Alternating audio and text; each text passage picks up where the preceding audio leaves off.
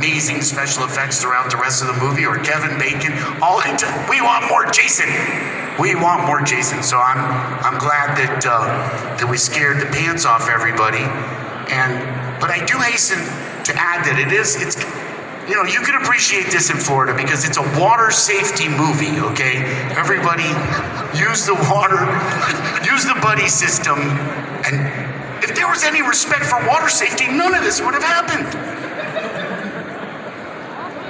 Thank you, Justin. So when I was growing up, I was a huge Friday the 13th fan, but I feel like, if I remember back correctly, that I started watching them out of order. I probably saw 5 and 6 50 times before I even watched 1. Wow. And I remember, so it was really weird because I'm like, Jason, hockey mask, yeah, this is awesome. Holy crap, this is some great stuff. And then went back and watched the ones I hadn't seen, and I'm like, where's the hockey mask? What's going on? What is this? And then you get to 3 and you see it and you're like, hold on. This is something that happened later on down the line. Like, this wasn't even a thought, the Jason that we know now in the first 2 movies. Is there a part of you that's like, man, I wish I could wear the mask? Or are you like, oh, there's been all these guys that kind of play Jason with a mask. I didn't even need a mask. I was just me. How do you feel about the fact that you're the only Jason without a Jason mask? Well, I can tell you how I feel, but first of all, I do want to tell you how much I respect all the actors that have played Jason.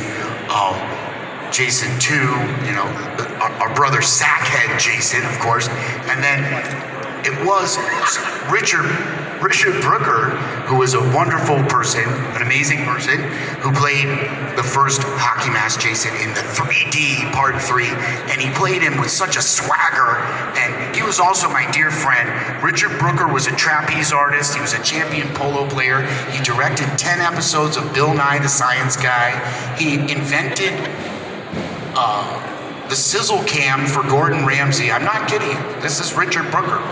And he got an Academy Award for developing a digital system that kind of presaged cloud technology. He was a genius, but he also played the first Jason Voorhees. And what an amazing person, and I miss him because he got his wings a few years ago. But all the actors that played Jason are amazing, and of course, the great Kane Hodder, who played the most Jason. I'm the first, he's the most. He was 7, 8, 9, and 10, okay? But I hasten to point out that if you see my brief time on screen, but if you were to divide that by the number of people that I've scared, I think that I probably have, the best record for shortest time on screen for the most effective. Wouldn't you say? Yes. Thank you. Now, come on, you guys can do better than that. Thank you. So you just brought up a couple of really good points. I'm going to build on 2 things you just said there. So you said that he was an intelligent guy. You, sir, are also an intelligent guy. People think, oh, horror movie actor, metal musician, this guy must be adult. Do you know the kind of stuff that he's done? Jazz musician, reggae musician. There's so many things that you've done that are very intellectual. You don't become a jazz musician by accident. Well, thank you so much, and that's, to hear that sort of stuff, it's very heartwarming, and I appreciate you remembering and pointing that out. But I want to point out, if you look at some of the great horror actors throughout time, if you look at Boris Karloff or Bela Lugosi, Vincent Price, who was an art collector, he was an amazing chef. If you were to hang out in Los Angeles during the time when Vincent Price was alive, his parties were like supposed to be, the most amazing parties. And everybody would be there, from the people from the Jet Propulsion Laboratory to the Ordo Templi Orientis. Yeah, he had some pretty wild parties there. So, the men who have played horror characters, even though sometimes they don't even have to speak. Like in The Mummy, for instance. Well, no, correction, in The Mummy. I'm sorry, Karloff. Although at moments he doesn't speak. He doesn't speak as the mummy, but he speaks as Ahmed Bey. Yes. Anyway, just wanted to correct myself. Yes, all of these actors, Peter Cushing and the Carradines. Yeah, it's kind of crazy. Because if you ask me, it's these guys that play the straight character heroes. They're the dumb ones. No. No, but I get you. What I'm saying is, people want to have that stereotype of, metal musicians is all, nonsense lyrics, and horror movies are just about, banal crap and all that. But shows like this, people like you, really help to break down those things, and I think there's a big responsibility to show people, hey, we're real people that are intelligent. We do intelligent things. Oh, absolutely. It's only scary if you allow it to be scary. Look at the tradition that we're following, Edgar Allan Poe and all of this great ideas. But more to the point, how does horror affect people? And why is it so popular? I think those are questions that we really need to look at. I think it's a debate that people have. In my opinion, it's a cathartic experience. It's an outlet in a safe environment where you can take yourself to the limits of fear and all kinds of experiences, but you're completely safe. And if you're together with your friends, it becomes a fun experience. Now, Friday the 13th isn't as deep as, let's say, Hellraiser or The Exorcist or other of those films. And maybe that's why it is so popular, because it takes you to that place without having to contemplate, sin and retribution and damnation and all that stuff. It's just naked teenagers running away from a man throwing farm implements at them. And that will take you out of the moment. You can't really think about your little problems if someone's coming at you with an axe. Like, who's going to be the first one to die? Who's going to live? Who are the two that are going to do it and get killed while they're doing it in the forest? It's like a game. You get to the start of the movie and you're like, okay, what's your bingo card going to look like about who's going to live and all that? Well, sure. I think that whether it's theater or opera or movies or specifically in horror movies, that every style that comes out creates its own method. Like, you look at metal itself. Before metal rock, nobody would think about playing double bass drum with two bass drums. And come on. Now that's a whole way. It's a whole style that's become, developed. So who's to say whose ideas are more, valid or whatnot? It's just a matter of digging what you love. Like, if you're out here in Florida, you might dig maybe, Morbid Angel, or maybe Nocturnus, or maybe the band Death. And fans out there, they're all from Florida. Those are all Florida metal bands. You want to go to Crystal Mountain? Yeah, man. Thank you. Bring it on. Anyway. So we're talking music.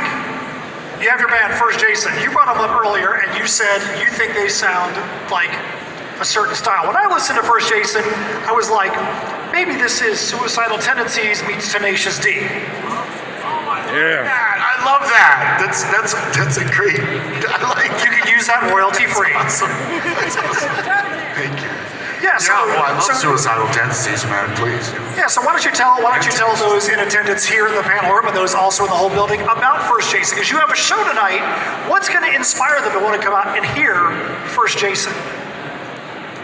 Well, they're going to take a musical metal trip with us to Camp Crystal Lake, where they will encounter what it feels like to experience the presence of Jason Voorhees and Mama Voorhees, to be at Camp Crystal Lake. First Jason, now, I was playing music when I was on the set of Friday the 13th. I was already a little musician. And I was trying to decide what I wanted to do. Did I want to be a musician or an actor? And they were like playing music for me, because it was like, the 80s, and they would sit me in, it was still the 70s. It was 1979 when we filmed it. So all the people on the set there came from New York, because we filmed it in New Jersey. So they were like, check out Patti Smith, check out the Sex Pistols, check out the Damned, check out all this punk, and we would sit there and listen to 8-track tapes in the pickup. And, you know, there's a lot of time in between. So they were very encouraging of me becoming a musician. I went on to study jazz and world music, had a career in world music. I traveled to Abidjan, West Africa as a performer. I was a reggae musician, okay? And so I started putting out world music, and world music in the 90s was, you know, very big and everything. Okay, then one day I got this email that said, "Did you sign this photo?" And I said, "What photo?" You know, I was in the world of reggae and African music. I worked for Tough Gone Records, Interscope Records, touring all over the world, singing and playing keyboard. So I said, "Well, he said, "Well, somebody charged me $50 for this autograph," you know? I said, "Man, I didn't sign that," you know? So long story short, we found out who that was, and I ended up getting invited to an event just like this, a horror convention in the Meadowlands of New Jersey. It was a Fangoria convention, which was quite amazing. So it dawned on me that, you know, metal, you know, horror fans dig metal, right? Okay. So I thought to myself, you know, they were very nice to me. Wow, this is cool. This reggae music, this is great, but, you know, come on. So I put this idea together, first Jason, and I was helped by the bass player for the band Macabre, which is, he's called Nefarious, which is an amazing death metal band, murder metal band even, from Chicago. One of the drummers who worked together with the Cro-Mags helped me. And it took some time. We did our first album, Jason is Watching, and it's got songs like Jason is Watching, Machete is My Friend, Sink or Swim. You know, there's a theme there. And we got a lot of good results with that first album. So now we're on our 5th album, and as I said, we've been touring. We largely tour in clubs that's just like, oh, there you go, To Be a Monster. Thank you, Justin. And we have the vinyl, the new vinyl at the table. But we largely tour in clubs that are exactly like O'Malley's Alley. I play a heavy metal guitar that looks like nothing wrong with the guitar, man. I love it. Well, I'm gonna make that guitar do things that you've never seen a guitar do. You better believe it. I play it through a metal zone pedal, and yeah, it kind of blows your head off. It's pretty amazing. If you like metal, you're gonna like this.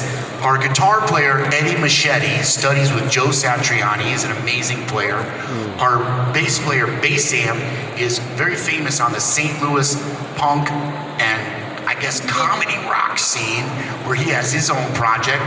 Fabian, our drummer, is a hardcore metal drummer who plays in like Skatey Billion bands in Chicago. So I'm very proud of this band. We have a tight set for you tonight, and it's gonna really, really be a lot of fun. If you don't get a chance to be there, check out our new song, The Price of Peace, on YouTube. That's got a great video that has us out in the middle of the woods, and it was shot in Scranton, Pennsylvania. And we're gonna do a new song called The Scapegoat, and we invite everybody actually to be in that video if you can get up to Scranton, where our video team happens to live. You know what time your set starts tonight? They said that the whole show starts around 8. Right. So, you know, we'll probably be getting up there around 9ish, you know. Okay, so you guys can hang out until as soon as you get done with the show here at 9, get over there, or leave a little bit early and get over there. So if they stay here until 9, then go straight to O'Malley's, they're not going to miss you guys. Oh, Does yeah. that sound No, right? we'll wait. We will tarry and wait, and I don't know. Just don't make them wait too long. Yeah, no, don't wait too long. All right, so you guys have any questions out here? We only have about 12 minutes left. Any questions out here?